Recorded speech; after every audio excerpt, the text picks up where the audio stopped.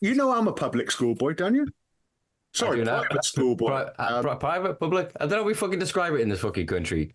I don't know anymore, mate. They But call it yeah, no. It's we have the paradox, isn't it? We call it public when it's private, and but it's not. But in the states, we have state school, which is the school I went to, which is you pay your taxes at Ganza, you go out to school, get your bus, get home, and then you got your posh schools, the ones that Labour are on about adding this fucking VAT tax for in their manifesto. Whatever the nomenclature of it is, are you one of the ones that paid for school?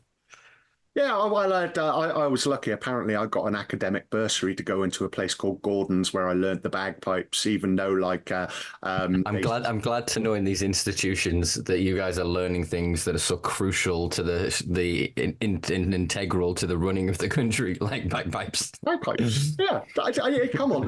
This country would be a lot better if everyone just accepted that. You know, it's not a Marmite instrument. It's actually. I mean, I can play the rhubarb and custard theme tune on the bagpipes. I mean, you know. I mean, that's an accomplishment. I'll give you that. I know. I don't know any other bagpiper who knows how to do it. So I don't, yeah, you know. But hey, we are digressing, mate. Not Yeah, sorry, everyone go who on. goes to a public school is a villain. Although, admittedly, I have met a few, and I wonder why my accent isn't as crisp and clear as theirs. And I wonder how it is that I wasn't able to make the right friends who progressed and said, "Hey, Kev, come and join our clique, mate." But then I was a bit of an outcast, maybe because I was playing bagpipes. Who knows? Exactly that. It's a small knit group of conformity. It's conformity, and they conform amongst themselves. And it's this idea of a conspiracy of consensus rather than a conspiracy of language. They don't necessarily get together and go, "Oh, Bob, you go do this. Dave, you go do this. Mike, you do this. 20 years, I'll give you a ring, and we'll fucking do this." It just their intentions are molded together, their trajectories are galvanized together, and do you know what I mean? Then it's an inevitability. And when it comes time for Mike to ring John, or it needs whatever John's specialty is, he rings John. Do you know what I mean? Oh, I went into school with John, and if not, John knows the guy, and then John makes his 5%, and John connects me with the guy, and he gets his 5%, and it's a job. You got John's number, have you? Ping it over. I feel like I need to chat with him.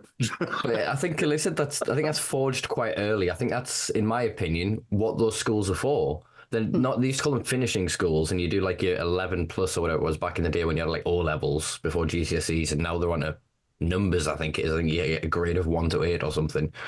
I don't know how that works, but whatever. I'm showing my age here. But I think that's part of it is to test in those waters how you deal with it, because the content of the education itself is different. As I always point out, Eton is the one school in the UK that still teaches rhetoric, which is like the art of manipulation of language through like emotionality, through linguistical structure, syntax, etc.